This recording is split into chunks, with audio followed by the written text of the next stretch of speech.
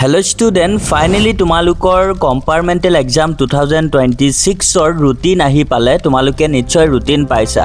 তো তোমালোকে ৰুটিন পোৱাৰ পাছতে বহুতো ষ্টুডেণ্টে মোক সুধি আছিলা যে তোমালোকৰ কম্পাৰ্টমেণ্টেল এক্সাম 2026 ৰ এডমিট কাৰ্ড কেতিয়া দিব, আগত তোমালোকৰ এক্সাম চেণ্টাৰ ক'ত পৰিব, আগতে মেট্ৰিক 2026 ৰেগুলাৰ তোমালোকে যোনটো চেণ্টাৰত গৈ পৰীক্ষা দিছিলা সেই চেণ্টাৰতে তোমালোকৰ কম্পাৰ্টমেণ্টেল এক্সাম অনুষ্ঠিত কৰিব নেকি, বা তোমালোকৰ পৰীক্ষা হলত যোনখন কুৱেশ্যন পেপাৰ আহিব, কুৱেশ্যন পেপাৰ মেট্ৰিক ফাইনেল পৰীক্ষা যেনেকৈ set A B C D তেনেকৈ 4টা সেট আছিলে, তোমালোকৰ কম্পাৰ্টমেণ্টেল এক্সামতো তেনেকৈ 4টা সেট থাকিব নেকি। তো ছাত্ৰ ছাত্ৰীসকল আজিৰ এই ভিডিঅ'ত হবিহে তোমালোকক জনাব গৈ আছোঁ, গতিকে ভিডিঅ'টো স্কিপ নকৰাকৈ সম্পূৰ্ণ ভিডিঅ'টো চাবা। আৰু তোমালোকে যদি আমাৰ চেনেলত আজি নতুন আহিছা চেনেলটো তোমালোকে ছাবস্ক্ৰাইব কৰি ৰাখিবা। তো ছাত্ৰ ছাত্ৰীসকল ভিডিঅ'টো আৰম্ভ কৰাৰ আগতে তোমালোকক ক'ব বিচাৰোঁ যে তোমালোকে যিসকলে কম্পাৰ্টমেণ্টেল এক্সাম 2026 দিবা তেওঁলোকে আমাৰ IH টেগ আছামৰ ফেকাল্টিসকলে বনোৱা 100% থিয়ৰী কমন কুৱেশ্যনছ আৰু MCQছখিনি লৈ পঢ়িব পাৰা। এইখিনি তোমালোকে যদি ভালকৈ পঢ়া ইয়াৰ পৰা তোমালোকে কম্পাৰ্টমেণ্টেল এক্সামত 100% কমন পাই যাবা। ইতিমধ্যে বহুতো ষ্টুডেণ্টে লৈছে, তো তোমালোকে যদি ল'ব বিচাৰা তেন্তে তোমালোকে স্ক্ৰীনত দিয়া নাম্বাৰৰ হোৱাটছআপত তোমালোকে মেছেজ দিবা, কল নকৰিবা, কিন্তু কেৱল তোমালোকে হোৱাটছআপত মেছেজ দিবা।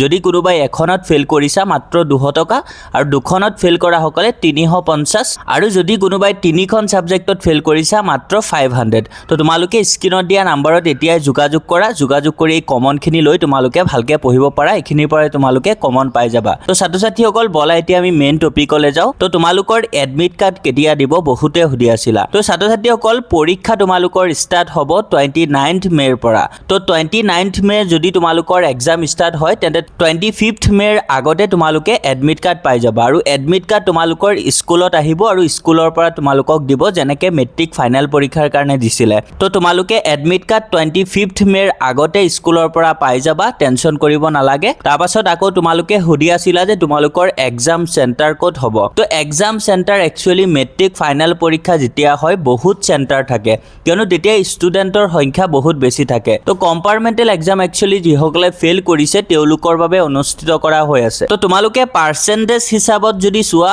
কম্পাৰ্টমেণ্টেল এক্সাম দিয়া ষ্টুডেণ্ট বহুত কম থাকে মেট্ৰিক ফাইনেল পৰীক্ষাৰ তুলনাত। তো তেনেকৈ কম্পাৰ্টমেণ্টেল এক্সামৰ কাৰণে মেট্ৰিক ফাইনেল পৰীক্ষাত যিমানবোৰ চেণ্টাৰ থাকে গোটেইবোৰ চেণ্টাৰ নালাগে। তো তোমালোকৰ ওচৰতে থকা 3-4খন চেণ্টাৰ একত্ৰিত কৰি যিকোনো এখন চেণ্টাৰত তোমালোকৰ এক্সাম অনুষ্ঠিত কৰিব, আৰু সেই চেণ্টাৰত গৈ তোমালোকে এক্সাম দিব লাগিব। তো সেই চেণ্টাৰখন তোমালোকে আগতে দিয়া মেট্ৰিক ফাইনেল পৰীক্ষাৰ চেণ্টাৰো হ'ব পাৰে, বা বেলেগ ওচৰত থকা বেলেগ চেণ্টাৰো হ'ব পাৰে। মুঠতে তোমালোকৰ 2-3টা মান চেণ্টাৰ একলগ কৰি সেই একেখন চেণ্টাৰতে 2-3টা চেণ্টাৰৰ কম্পাৰ্টমেণ্টেল এক্সাম অনুষ্ঠিত কৰিব, আৰু তোমালোকৰ এক্সাম কোনখন চেণ্টাৰত হ'ব স্কুলৰ পৰা তোমালোকক ধুনীয়াকৈ কৈ দিব, আৰু সেইমতে তোমালোকে গৈ এক্সাম দি দিলেই হ'ল। তাৰপাছত আকৌ তোমালোকে সুধি আছিলা পৰীক্ষাত তোমালোকৰ কুৱেশ্যন পেপাৰ ছেট ৱাইজ থাকিব নেকি, এ বি চি ডি তেনেকুৱা ছেট ৱাইজ থাকিব নেকি মেট্ৰিক ফাইনেলৰ নিচিনা। তো ছাত্ৰ ছাত্ৰীসকল নিশ্চয় তোমালোকৰ কম্পাৰ্টমেণ্টেল এক্সামৰ প্ৰশ্ন পেপাৰো এনেকৈ set A B C D তেনেকৈ থাকিব। তোমালোকৰ লগৰজনৰ কুৱেশ্যন পেপাৰৰ লগত তোমালোকৰ কুৱেশ্যন পেপাৰৰ ক্ৰমিক নাম্বাৰ মিল নাথাকিব। ছেম যেনেকৈ মেট্ৰিক ফাইনেল পৰীক্ষাত পেপাৰবোৰ ছেট ৱাইজ আহিছিলে এ বি চি ডি তেনেকৈ, ছেম তেনেকৈ তোমালোকৰ কম্পাৰ্টমেণ্টেলতো আহিব। গতিকে তোমালোকে লগৰবোৰৰ পৰা যদি চাই লিখিবা বুলি ভাবি আছা তেনে ক্ষেত্ৰত কিন্তু একো কাম নাহে। গতিকে তোমালোকে যিকেইদিন আছে ভালকৈ পঢ়া, আৰু আমি দিয়া কমনখিনি ভালকৈ যদি পঢ়া 100% তোমালোকে পাছ কৰি যাবা। তো এতিয়াই তোমালোকে কমনখিনি লৈ ভালকৈ পঢ়া, এইবোৰ বেলেগৰ পৰা চাই লিখাৰ আশাত যদি থাকা আকৌ ফেইল কৰিব লাগিব। তো ছাত্ৰ ছাত্ৰীসকল আশা কৰোঁ তোমালোকৰ ডাউটখিনি ক্লিয়াৰ হ'ল, আৰু যদি তোমালোকৰ কিবা ডাউট থাকে তোমালোকে কমেণ্টছত জনাবা, আমি তোমালোকৰ ডাউটবিলাক ক্লিয়াৰ কৰিবলৈ ট্ৰাই কৰিম। তো ছাত্ৰ ছাত্ৰীসকল আজিৰ কাৰণে এইখিনি আছিলে, আশা কৰোঁ ভিডিঅ'টো তোমালোকৰ বাবে হেল্পফুল আছিলে, গতিকে ভিডিঅ'ত লাইক এটা কৰিবা আৰু লগতে তোমাৰ বন্ধু বান্ধৱৰ সৈতে ভিডিঅ'টো শ্বেয়াৰ কৰি দিবা। থেংক ইউ ফৰ ৱাচিং, কিপ ৱাচিং IH টেগ আছাম।